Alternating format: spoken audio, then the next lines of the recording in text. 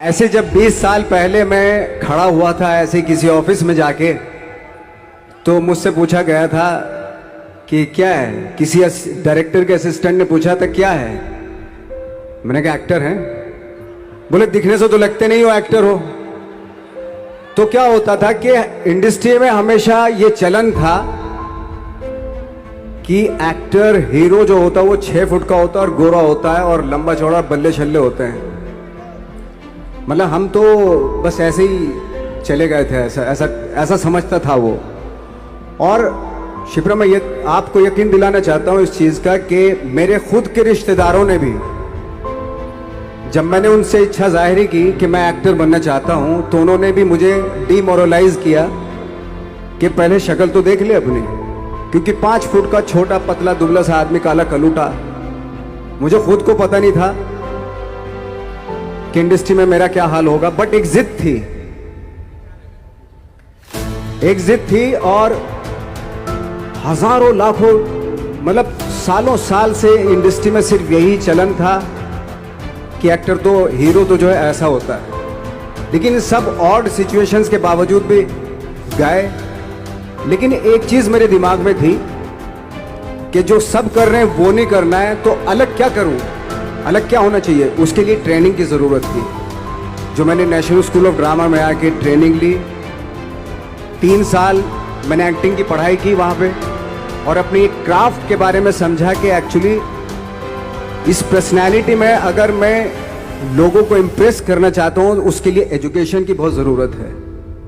या जो भी आप काम कर रहे हो उसमें क्राफ्ट, उसका एक्सपर्ट होना बहुत ज़रूरी होता है। ऐसे ही हवा में नहीं कि जैसे पहले होता था, अरे यार तो बहुत खूबसूरत दिखता, फिल्मों में जाके काम करना शुरू कर दे। ऐसा नहीं, किसी चीज को बारीकी से जानना, उसके लिए ट्रेनिंग की, एक्सपर्ट्स की, एक्सपीरियंस की जरूरत होती है। तो मैंने ट्रेनिंग ली नेशनल स्कूल ऑफ ड्रामा से, और 2000 में मैं पहुंच गया मुंबई। मुंबई पहुंचने के बाद जब हम किसी ऑफिस में जाते थे, आई थिंक उससे पहले चलन नहीं था बिल्कुल भी। हम लोग गए, जैसे मैंने बताया कि ऑफिस में खड़े हो के, भाई हम एक्टर हैं, काम दोगे क्या। तो बोले पहले हुलिया तो देख अपना तू। तो ये हर बार सुनने के लिए मिलता था, और वो बात भी सही थी, क्योंकि उससे पहले कभी कोई आपने देखा नहीं होगा कोई इतना बड़ा, कोई इतनी सी पर्सनैलिटी का 5 फुट 6 इंच का आदमी, पतला दुबला सा मरियल सा, कि कभी ये इस तरह के लोग एक्टर भी बन सकते हैं, हीरो भी बन सकते हैं, स्टार भी बन सकते हैं। ऐसा चलन था ही नहीं। मैं कॉन्फिडेंट था बिकॉज ऑफ माई ट्रेनिंग। मैंने ट्रेनिंग ली थी और अपनी क्राफ्ट के बारे में बहुत अच्छे से जानता था मैं, और उस चीज का सिर्फ कॉन्फिडेंस था मुझे कि आज नहीं तो कल, कल नहीं तो परसों, या 10 साल या 20 साल या 30 साल के बाद नंबर जरूर आएगा मेरा। मैंने कभी भी अपने को टारगेट नहीं किया, टारगेट नहीं दिया मैंने कि अगर 2 साल ट्राई करके देखता हूं, उसमें अगर हो गया तो ठीक है, वरना कोई दूसरा फील्ड अपना लूंगा। ऐसा कभी नहीं। जिस चीज का पैशन होता है, जज्बा होता है, अगर आप दिल से चाह लो ना, तो पूरी दुनिया झुक जाती है उसके ऊपर। उसको पूरा करने के लिए पूरी कायनात एक हो जाती है कि इस आदमी की जिद के लिए, इस आदमी की जिद के आगे झुकना पड़ेगा, और पूरी दुनिया झुकती है आपकी जिद के आगे। लेकिन आपको जिद्दी होना पड़ता है, आपको बहुत सारे सेक्रीफाइस भी करने पड़ते हैं, क्योंकि ये आपने चाहा है। परीक्षा देनी पड़ती है आपको, जितना बड़ा इम्तिहान होगा उतनी बड़ी परीक्षा भी देनी पड़ेगी। आसान काम नहीं है। छोटे छोटे टारगेट बनाएंगे तो छोटों में निपटारा हो जाएगा। हमेशा अपने आप को टारगेट बढ़ा दो। तो उसके लिए हमेशा अपने आप को अनकंफर्ट जोन में डालो, कि जो इम्पॉसिबल है उसको पॉसिबल करने की शिद्दत, पैशन आपके अंदर होना चाहिए, वो हो जाता है। आज जो दुनिया में इतने सारे एक्सपेरिमेंट हुए हैं, ये सिर्फ इसी बिना पे हुए हैं, पागलपन के जरिए ही हुए हैं ये सारे एक्सपेरिमेंट। एक मैंने कहीं सुना था कि जब आप एक्सपेरिमेंट करते हैं तो फेलियर भी होते हैं, कई बार फेलियर होते हैं। कोई एक एक्सपेरिमेंट करने के लिए, कोई एक चीज करने के लिए बहुत बार हमने भी झेला है, बहुत बार फेलियर हुए हम लोग। लेकिन एटलीस्ट हमें इतने सारे फेलियर होने से इतने तरीके पता चले कि इन तरीकों से सक्सेस नहीं मिल सकती। फॉर एग्जाम्पल, एडिसन ने जब बल्ब का आविष्कार किया तो 100 बार एक्सपेरिमेंट किए अपनी ज़िंदगी में। 100 बार एक्सपेरिमेंट करने के बाद जब उसको पता चला कि अरे फॉर्मूला तो ये था बल्ब बनाने का, तो एटलीस्ट उसको ये, उसके साथ साथ उसको ये भी पता चला कि 100 जो तरीके हैं, 100 तरीकों से बल्ब नहीं बनता, ये भी पता चला उन फेलियर्स में उसको।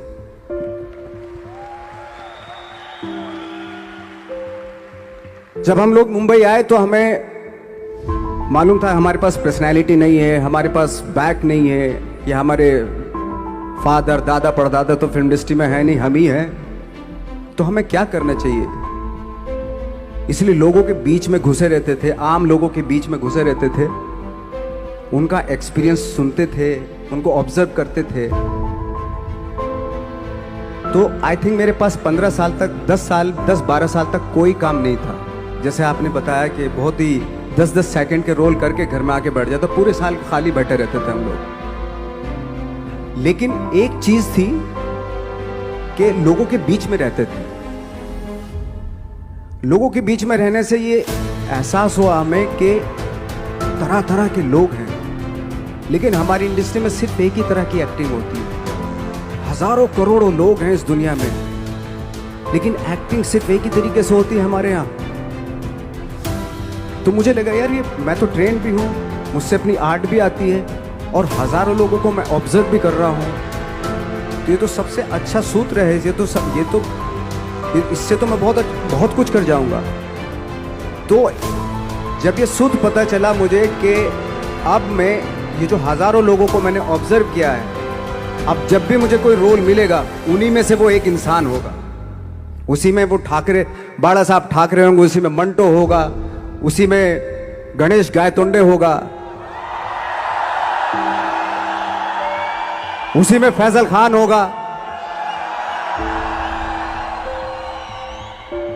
उसी में माजूमदार साहब होंगे। तो इस तरह के, ये कब हुआ? जब हमने लोगों को ऑब्जर्व करना शुरू किया, लोगों के बीच में रहे। मैं 15 साल के बाद जो मेरी लाइफ थी, जिसमें खाने तक को नहीं मिलता था, अब फॉर्चुनेट अपने आप को समझने लगा था कि थैंक गॉड कि मुझे ऐसे लोगों के बीच में मुझे रहने का मौका मिला। तो कभी भी आई थिंक मुझे लगता है कि कभी भी जब आप स्ट्रगल कर रहे होते हैं ना, वो एक मौका होता है आपके पास, वो एक चांस होता है आपके पास कि कैसे उसमें आप अपना ऑब्जर्वेशन, एक्सपीरियंस, जब आपको काम मिलेगा वो उसमें लगाएंगे आप। तो मेरी लाइफ बहुत ही, आज जब मैं सोचता हूँ कि यार ये तो बहुत ही अच्छा हुआ, तो जो 15, 10, 12 साल मैंने बिना काम के गुजारे, जो लोगों के बीच में रहा था मैं, आज वो काम आ रहा है मेरे। जहाँ ज़रा सा कोई कैरेक्टर मिलता है तो आदमी इसलिए कनेक्ट करता है उनसे कि उनको लगता है कि यार ये तो मेरे पड़ोस का ही, आसपास का ही ये बंदा। मैंने देखे हैं इस तरह के लोग। आई थिंक यही हमारी सबसे बड़ी जीत है as an actor.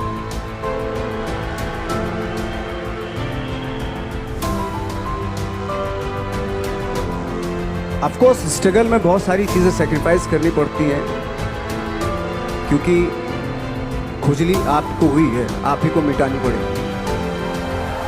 You know, आप जो आप हैं वो आपने बनना चाहा था, और अगर डिसअपॉइंटमेंट आ रहे हैं तो आप तो कंप्लेन भी नहीं कर सकते, क्योंकि आप ही ने चाहा था ये बनना।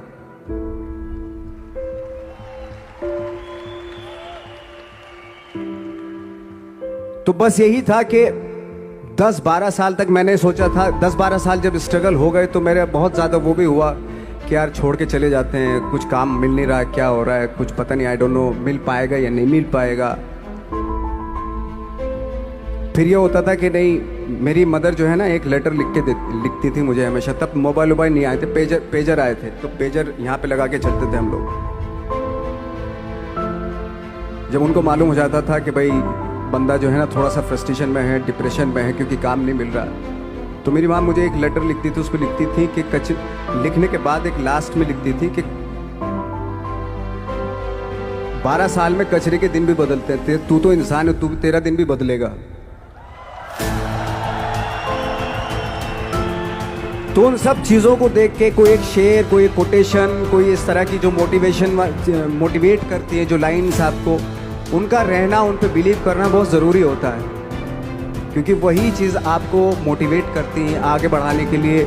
और जब ख़राब वक्त होता है आपको वो लाइन्स, वो पोएम्स, वो सारी चीज़ें आपको संबल देती हैं, मजबूती देती हैं, ताकत देती हैं। और मैं जिस गांव से आया था, डिस्ट्रिक्ट मुजफ्फरनगर के एक छोटा सा गांव था बुढ़ाना,